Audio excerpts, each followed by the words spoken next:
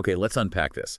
Today, we are strapping on our virtual ski masks and diving deep into one of the most intriguing and I have to say high-risk experiments in the current crypto landscape. We're talking about the Skitten token. Ski mask kittens. Ski Mask Kitten, right? Yeah.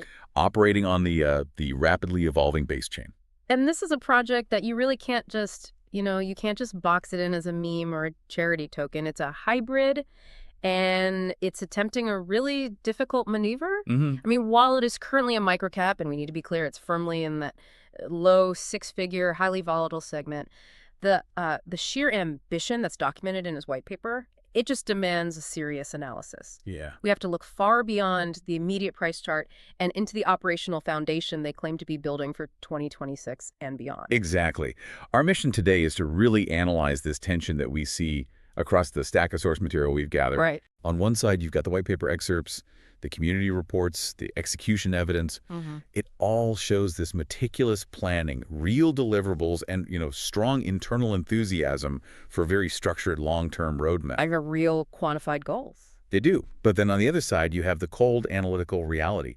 These external analytics platforms, like Krill X-Ray, for example, just slap a clear, objective, high-risk label on it. And those scores are low. I mean, really low financial and fundamental scores. So that's the core conflict. The question we need to resolve for you is whether this structured project, with its, genuine execution checkpoints, can it overcome the inherent financial fragility of being a microcap? Right. Is this a credible, mission-driven project that's trying to build genuine, scaled utility like a Web 2 business funded by Web 3 passion?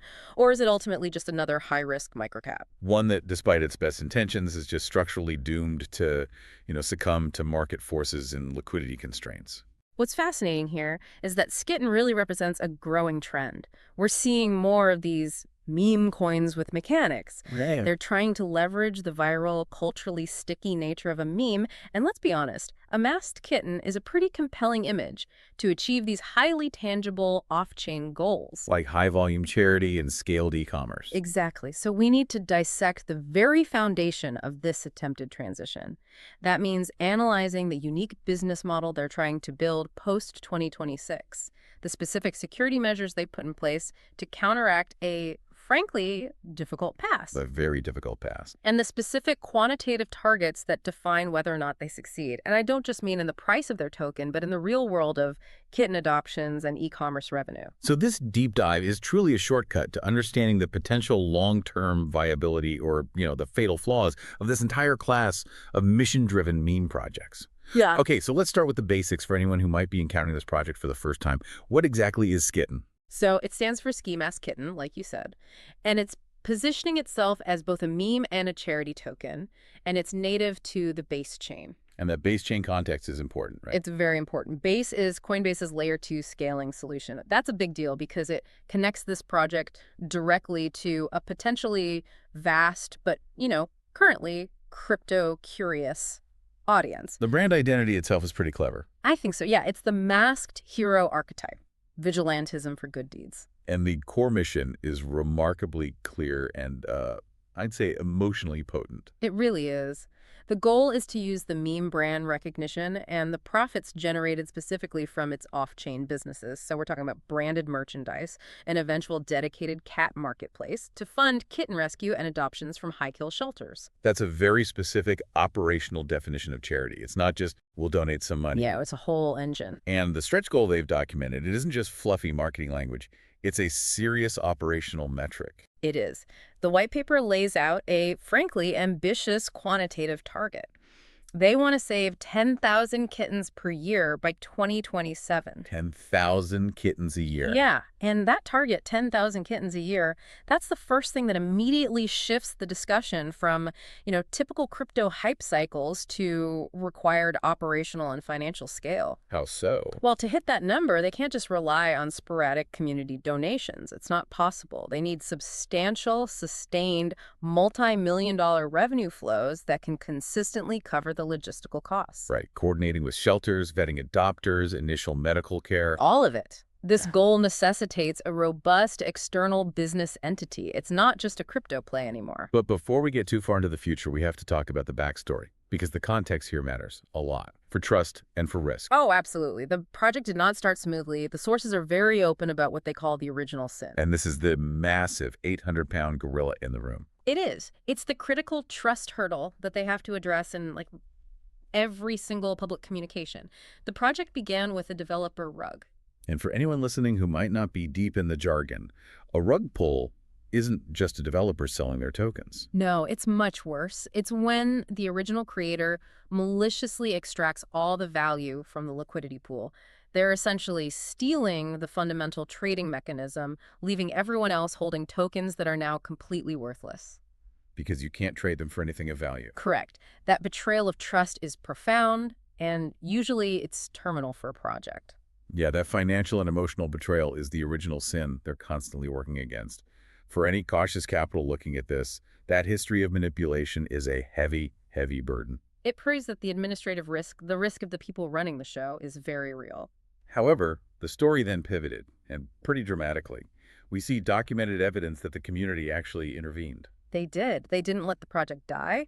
They took over and they repositioned Skitten as a community-rescued project. Which is a powerful narrative. The masked heroes rising from the ashes. It's almost mythological, right? But it also necessitates intense, verifiable security hygiene to regain that lost trust. You can't just have a good story. Right. So the story is compelling, but it's the specific, objective security steps they took after the takeover that really give them quantifiable credibility. Precisely. And the sources highlight several crucial trust-building measures, all designed to make a second rug pull, structurally impossible. Okay, let's detail those. Let's start with the contract itself. First, the contract is renounced. This is fundamental. It means no single developer, not the original, and critically not the current community leaders, can change the underlying code. So no minting new tokens, no changing taxes. Nothing. The code is fixed and audited on the blockchain forever. That eliminates the administrative code risk. Okay, and what about the liquidity risk, which is what actually defines a rug? So second, the liquidity pool, or LP, has been locked and door burned. This prevents that original scenario where someone can just pull all the trading liquidity out. If the LP tokens are burned or locked in a verifiable contract for decades, that foundational rug pull is technically off the table. It's a practical response to the trauma of the original sin. It is. And what about their operational funds? How are those managed transparently? Third, and this is key to their operational integrity, the DAO and raffle contracts, which manage community funds and incentives, are verified on Basecamp. So you can go and check the code yourself. Exactly. It provides on-chain transparency for all the functions that handle money. The community can monitor the transactions, ensure funds are being used as intended for charity or marketing, not being siphoned off. So they've secured the crypto side by basically decentralizing control and locking the money away. But the white paper also talks about a very traditional structure, the formation of Skitten LLC, a limited liability company. Right. Why is an LLC critical to a decentralized Web3 mission? That seems counterintuitive. It does, but this is where the bridge between Web3 and the real world gets legally complex and why it's such a massive execution hurdle. The LLC is formed explicitly to run the legacy businesses. The off-chain ventures. Exactly. Manufacturing, logistics, sales for the online merch store, and the eventual development of that all things cat marketplace. You need it because you can't use a decentralized smart contract to sign manufacturing deals or manage inventory. Or handle credit card payments. Or handle fiat payment processing, right. Yeah. It provides the legal centralized wrapper required for global retail and supply chain operations. And the profits generated by this centralized company are the intended fuel for the entire Skitten ecosystem. That's the plan. Crucially, the LLC's fiat profits are supposed to be converted into crypto, which is then used to execute token buybacks and subsequent burns. So the goal is for cat merchandise sales, and maybe eventually pet insurance offerings, to literally drive the token's scarcity and market value. That is a tight integration. It's an attempt to create a sustainable, positive economic loop that is, in theory, resilient to just crypto market sentiment. Right. The token value becomes grounded in tangible retail performance. Conceptually, yes, it moves it beyond pure speculation. But it also means if the e-commerce business fails, the long-term utility of the token effectively disappears no matter how good the smart contract is. Okay, let's talk about the plumbing, because this is not a passive, simple token. The sources describe a really structured set of mechanics designed to manage money, incentivize holders, and enforce transparency. All built to counter the project's history, right? Absolutely. The operational structure is designed to mimic a decentralized business organization. It's far more complex than a typical meme coin. So you see governance handled by a community DAO. A decentralized autonomous organization. Correct. Which means token holders get to vote on proposals and budget allocations. And that DAO has real power. It governs the treasury, the raffles, it can adjust operational parameters. But after the original sin, that rug pull, how do they ensure the people controlling the DAO treasury are trustworthy? How does the transparency actually work? That's where the detail really matters. Mission-critical funds, specifically for charity and marketing, are managed through multi-sig wallets. Multi-signature. Right. And it's not enough to just say multi-sig. For the listener, this means the funds are held in a wallet that requires multiple, trusted, often publicly known parties to sign off on any transaction. Think of it like a bank vault needing multiple keys. So like a 3 of 5 system, where even if 2 of the 5 signers go rogue, they still can't access the funds. Exactly. It distributes the administrative risk that caused the original rug pull. It forces decentralized oversight over the actual flow of funds, adding this crucial layer of security and accountability to transactions like big charity donations or marketing budget releases. And it's all verifiable on-chain. Which is key to restoring and maintaining that community trust. Okay, now let's focus on the economic engine, which is the core differentiator here. This buy and burn loop. This is the mechanism that's supposed to ensure long-term value, separate from market hype. And this engine is explicitly designed for managed scarcity. The sources state clearly that profits from the Skitten LLC's off-chain ventures, the merch, the marketplace, future licensing, are converted back into crypto capital. Okay. That capital is then used to buy Skitten tokens directly from the open market. And once purchased, those tokens are permanently burned. Sent to a dead wallet, removed from circulation forever. Forever. Yeah. So the success of selling a ski mask kitten hoodie or a bag of catnip ultimately translates into removing tokens from the total supply. That's a direct link. A theoretical positive feedback loop. That's the idea. More successful e-commerce leads to a shrinking token supply. The hypothesis is that this mechanism provides a floor or at least a constant source of demand separate from speculative trading, rewarding long-term holders and funding the charity mission sustainably. But it all requires the community to believe that the LLC can achieve meaningful, repeatable profits in a super competitive retail space. That is the multi-million-dollar question. I also see they integrate a major piece of institutional Web3 infrastructure for their holder incentives. Chainlink VRF. Why bother with that for just, simple raffles? Well, the integration of Chainlink's verifiable random function, or VRF, is more than just a technical flex. It's a critical trust mechanism. Chainlink is an industry-standard decentralized Oracle service. Right. Its VRF guarantees that the raffle draws, where tokens or prizes are given to holders, are provably fair and tamper-proof. And in a project still dealing with the stigma of past manipulation, guaranteeing fairness and rewards distribution is, well, it's paramount. It's everything. Every operational decision, from multi-sig wallets to Chainlink VRF, has to be viewed through this lens of rebuilding trust after a catastrophic failure. They're using institutional-grade tech to prove their integrity, even in the smallest details. Let's spend a bit more time on the base chain advantage. Why does being native to Base matter for Skitten's highly ambitious e-commerce and scaling goals? This is a really strategic choice, not a technical accident. Base is the Layer 2 network launched by Coinbase.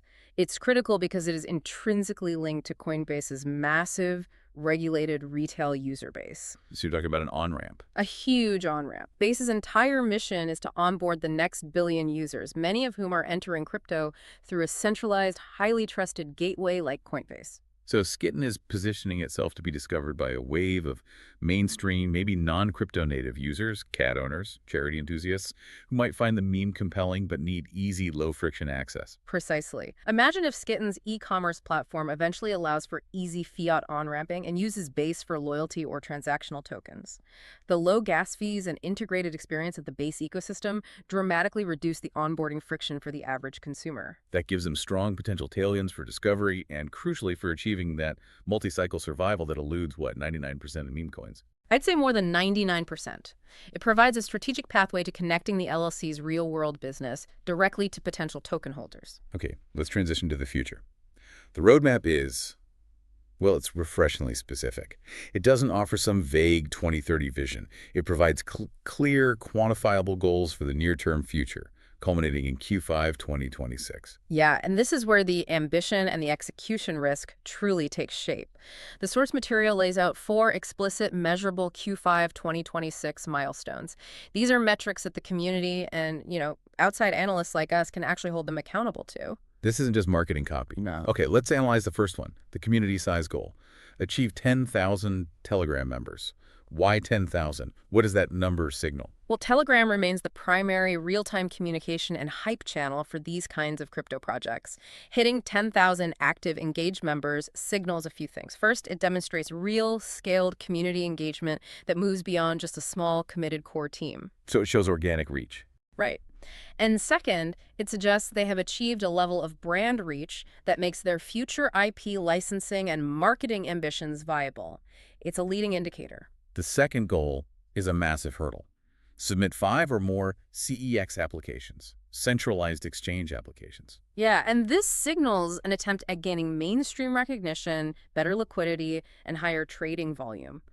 For a project with a history of liquidity issues, the original rug pull listing on major centralized exchanges is a huge trust and logistical milestone. It dramatically reduces friction for new capital to come in. And it gives the project a kind of regulatory legitimacy in the eyes of many traders, but CEX applications are brutal. Extremely. They involve extensive due diligence, security audits, and often really high listing fees. What are the specific hurdles this tiny microcap has to overcome to even submit 5 serious applications? That's where the high risk really shows itself. They need audited code, a clean token distribution, clear proof of legitimate operational goals. The LLC and the charity mission help with the narrative. They help, but CEXs demand stringent financial checks. Many microcaps fail right at this step because they can't afford the application, or, more often, they fail the regulatory compliance and code safety audits that these institutional exchanges require. So just submitting 5 applications, even if they don't get listed, would be a big deal. It would demonstrate operational maturity far beyond their current market size. Okay, third and fourth are the mission goals, the real-world impact metrics. Donate $250,000 to charity and facilitate 500-plus kitten adoptions. These are the ultimate tests of their business model. $250,000 in documented donations requires substantial, repeatable revenue flow. If they hit this target, it validates that the LLC's revenue, and thus the buy and burn mechanism, is actually working. It proves they are more than just a speculative token. And the 500 adoptions, that's a logistical challenge, not a software one. Absolutely. Facilitating 500 adoptions means forging and managing partnerships with multiple animal shelters, creating a reliable vetting process for adopters, and ensuring the movement of funds is consistent and documented. You're moving from building a smart contract to building a nonprofit logistics network. It's a completely different skill set. What's really important to note here is that the 2026 roadmap is focused almost entirely on scale and adoption, community size, financial impact, and explicitly not on radically new smart contract technology. That's the critical insight. They are confident in their existing token architecture, the renounced contract, the multi-sig, the DAO. They're effectively saying, the tech is done. Now the challenge is building a sustainable brand and an operational business. The future risk isn't technical, it's operational and commercial. Well, 100%. Okay, so moving beyond those Q5 2026 targets, the post-2026 vision shifts entirely to business expansion and intellectual property. This is where they really bet their long-term viability on becoming a full-fledged Web2 brand company. Yeah, and the e-commerce ambition is probably the most audacious element here. This is where the core viability question lies. They aim to build a Chewy-like all-things-cat marketplace focused on cat owners with 50-plus items. Wait, hold on. Isn't this entire business plan bordering on naive? They are a small, micro-cap crypto project, building an efficient, trustworthy e-commerce marketplace managing logistics, inventory, customer service, returns. That means competing directly with established giants like Chewy. Or Amazon, who already have massive scale, optimized supply chains, and established trust with pet owners. How can they possibly compete? That is the ultimate challenge, and the sources acknowledge this implicitly by aiming to create a niche marketplace. Their only real differentiator is the brand ski mask kitten and the crypto tie-in. So they have to convince cat owners that buying through Skitten is better because it contributes to the charity mission. That and potentially offering crypto-based loyalty rewards or discounts tied to token ownership. But the core competencies shift dramatically. They need supply chain managers and retail experts, not just developers. Does the source material give any indication they are acquiring that kind of retail expertise? The sources really focus on the formation of the LLC and the successful launch of the initial merch store-shopskitten.com their proof of capability. So that's the prototype. Right. It demonstrates they can handle basic fulfillment. But moving from a few dozen branded items to 50-plus curated marketplace items and competing on price, quality, and delivery speed, that requires scaling business acumen that is far outside the typical crypto team's wheelhouse. The failure rate for new e-commerce ventures is just extremely high. Yeah. This seems like the biggest financial risk factor for the token's long-term utility. It absolutely is. And then there's the IP licensing ambition. They explicitly cite comparisons, in ambition at least, to brands like Hello Kitty or Grumpy Cat. I mean, that is shooting for the moon. It is. The goal is to license the Skitten likeness to external products and collaborations, earn licensing revenue, and then flow that back to the treasury for buybacks. But to succeed there, the meme has to transcend the crypto niche and become mainstream consumer recognizable. Not just a crypto in-joke. Right. That requires cultural longevity and universal appeal, which is incredibly difficult to engineer. And finally, they plan to expand into insurance offerings post-2026. Yeah, they want to offer pet insurance-like benefits for kittens adopted through the Skitten mission. So, subsidized medical cover, reimbursable health checks for long-term token holders. So that bridges the charity mission with genuine financial utility. It's an attempt to, yes. But again, this requires navigating the highly regulated and capital-intensive insurance sector, another huge hurdle. So if we connect this to the bigger picture, it means Skitten is fundamentally betting its long-term viability and the success of its token on becoming a successful niche e-commerce and brand licensing company that just happens to use a crypto loyalty token. That's the absolute takeaway. The primary risk shifts entirely from simple smart contract vulnerability to operational execution, brand management, supply chain logistics, and mainstream commercial viability in a highly competitive sector. They've built the Web3 vehicle, but now they have to prove they can operate the Web2 engine needed to power it. Okay, so the credibility of these audacious 2026 targets rests entirely on the execution they've shown so far. It doesn't matter what you promise for the future if you haven't delivered on the earlier phases. Exactly. And the sources confirm they have completed a non-trivial portion of the 2024-2025 roadmap. This gives us the first real evidence of follow-through. And that execution record provides a substantial credibility boost, especially considering the project's rough start. It does. They have moved decisively beyond being a pure narrative and have deployed actual functional infrastructure that analysts can go and inspect right now. So let's start with the administrative groundwork, listings and registration. They're already listed on CoinGecko and CoinMarketCap, which are, table stakes for visibility and market tracking for any microcap. But crucially, the LLC registration and the pursuit of a trademark for Skitten are referenced. That feels like a much bigger deal. It is. That effort to establish a legal and brand foundation off-chain is proof that the e-commerce vision is being taken seriously enough to invest time and capital in complex legal structures, not just, writing some more code. And the most important credibility point for the mission, the charitable angle is not fictional. They have evidence of actual charity donations. This is vital for mission integrity. It cannot be overstated. The sources confirm donations have already been made to animal shelters, specifically mentioning partners like the Noah Center. And DX Greener claims, what, $2,500 plus donated? Yeah, with documented ongoing tracking. This proves that the charitable buy-in is real, not just a marketing placeholder. It establishes a necessary track record for that huge $250,000 future target. They've also established the seed of their revenue generator with merch and product rollouts. Yes, the official merch store, shopskitten.com, is live and operational. This small e-commerce platform is the prototype for their future all things cat marketplace. And by partially hitting their initial targets for dozens of products, they prove that the mechanism intended to fuel the buy and burn, loop-generating fiat revenue from retail is already functioning. Even if it's only at a small scale, it's working. What about the internal Web3 infrastructure? The DAO and the raffles are fully deployed. They are. The DAO governance interface is fully deployed. Staking, proposals, voting, it's all there. This empowers the community that rescued the project to participate actively in decision-making. And the Chainlink VRF raffles. Integrated and advertised. It reinforces that commitment to provably fair distribution of incentives, which is a direct counter to the project's untrustworthy past. Beyond the functional stuff, I see a significant investment in the brand-building effort, which ties directly into those post-2026 IP goals. They're building a whole universe around this masked kitten. They're investing heavily in narrative and cultural relevance, which is essential for meme longevity. They have created comics, storybooks, and even original music tracks. The Lead the Charge Bull Run anthem. That's the one, publishing these across streaming platforms. Why does creating a Bull Run anthem and a comic book actually matter strategically? Couldn't that capital be better spent on, say, logistics or marketing? Well, it matters because of stickiness. Meme culture thrives on shared media, on internal mythology, and emotional resonance. The comics and music build a detailed, emotionally engaging narrative that transcends just a simple logo. And their social bios reflect this effort. Oh yeah. Cult of Skitten, the masked hero saving kittens. This concerted IP build-out is the foundational component for the entire 2026 IP licensing and branding expansion plan.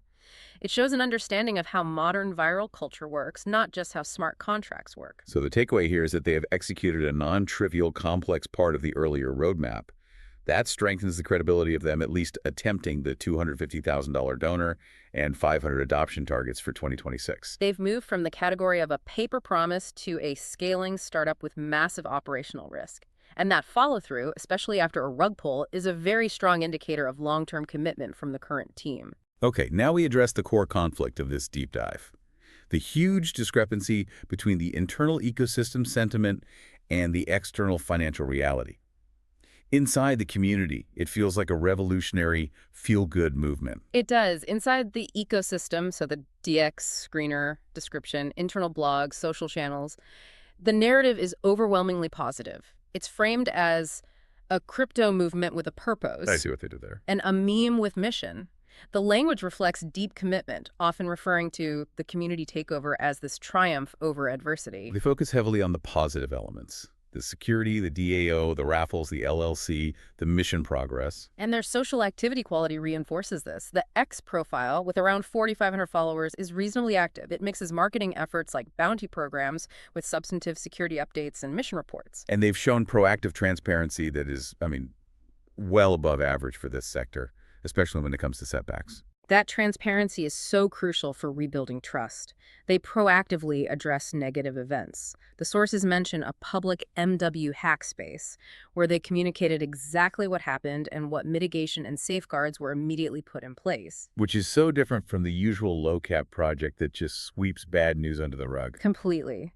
This substantive defensive communication is designed to counter the natural suspicion that follows a rug pull and elevate their credibility. Their KPI focus is also very specific, aiming at scaling the community, culminating that 10,000 Telegram target for Q5 2026. Yeah, they believe community scale correlates directly to brand strength and eventually purchasing power for their e-commerce venture.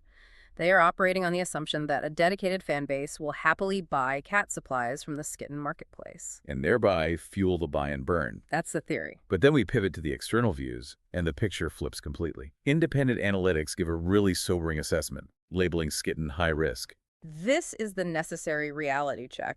We have to separate the project's ambition and execution from its current market reality. The market cap is in the low six figures, with modest daily volume. This classifies it as a very small cap, easily manipulated segment. Liquidity is thin. Price vulnerability is exceptionally high. Very high. Let's dig into the specific data we have from that Krill X-ray platform, which scored Skitten objectively. The scores were abysmal across the board, except for security. The financial score came in at a dangerously low 25 out of 100. The fundamental score, which reflects the underlying business health and long-term utility, was similarly weak at 26 out of 100. Okay, so what specifically is missing or structurally weak that results in a fundamental score of 26 out of 100, despite the LLC and the detailed roadmap? Well, the low score reflects the lack of verifiable, established, and audited revenue streams outside of initial token sales or donations. A fundamental score measures things like registered patent IP, significant institutional partnerships, audited corporate financials, and proof of sustainable operating profit. Things they just don't have yet. Right. Since the LLC's revenue streams are nascent and unscaled, the fundamentals are judged as extremely weak. They're still dependent on the highly volatile crypto asset for their initial capitalization. So externally, it's viewed as a high-risk microcap. No different, financially, than thousands of other tokens that pop up and die within a year. Pretty much. What does this high-risk classification mean practically for someone listening if they were to trade this asset? It means extreme market illiquidity. If you try to execute a moderately sized trade, say, even just a 100 ETH transaction, the slippage would be catastrophic. You would move the market price dramatically and likely lose a huge percentage of the trade value just on execution. So getting out is nearly impossible without crashing the price for everyone else. That's the instability. And that's why external platforms rate the financial risk so poorly, regardless of the quality of the team's roadmap. The only saving grace was the security score, which was relatively higher at 78 out of 100. And that higher security score confirms that the community takeover mandates were successful. The renounced contract, the locked LP, the multi-sig wallets, they work. They protect the user from administrative fraud, which is the most common risk in this sector. But security hygiene doesn't protect the asset from market volatility or business execution failure. Not at all. So the conclusion here is critical.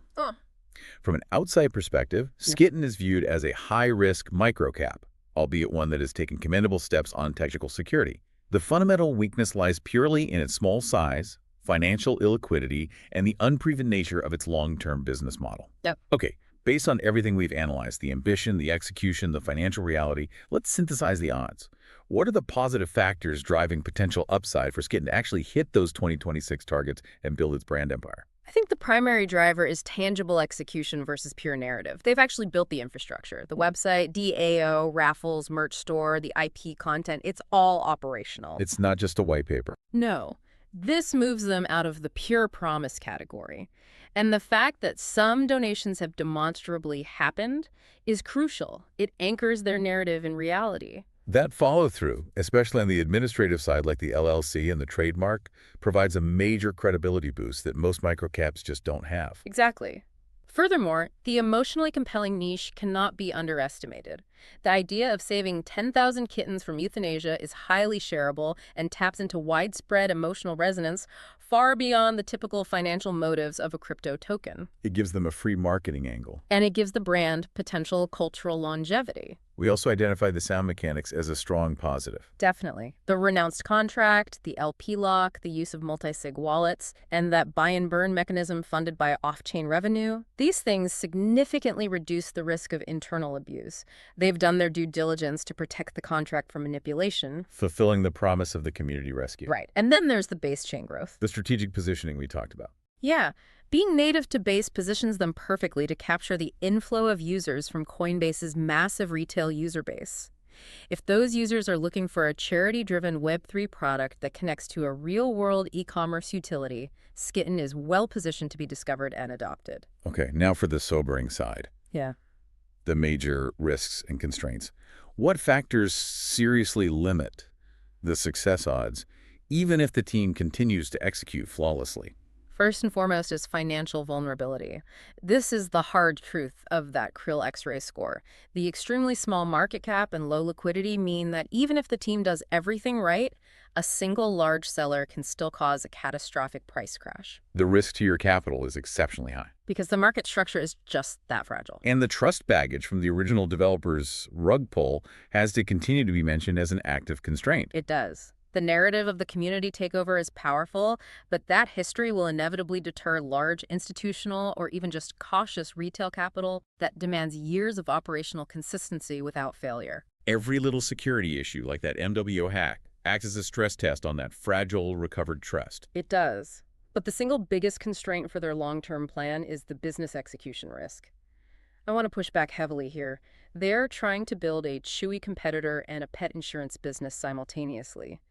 Do the sources indicate they have the infrastructure to manage the logistics of 500 adoptions a year, let alone competing in e-commerce? Well, the sources show the ambition and the initial steps, like the LLC and the merch store. Right, but the leap from selling 50 branded hoodies to managing complex multi-vendor inventory for 50 marketplace items, while also scaling a partnership network for hundreds of adoptions, is an enormous logistical and financial undertaking. They're trying to succeed in two highly competitive, logistics-heavy Web 2 sectors, relying on a volatile Web 3 asset for funding. The objective risk of commercial failure is immense, and the competition factor is key. They are directly competing with global giants.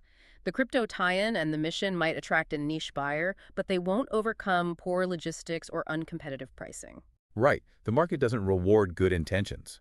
It rewards efficient logistics and competitive pricing. And we also have to address the regulatory scrutiny that will increase as they scale their charity and raffle operations. This is a silent killer for these hybrid projects. It really is. Combining tokens, raffles, which regulators in many jurisdictions view as unregistered gambling, and charity, creates a compliance nightmare. They need extremely clean documentation, accounting, and legal disclosure for every single dollar donated. A misstep there could destroy their credibility instantly. And their operational capacity.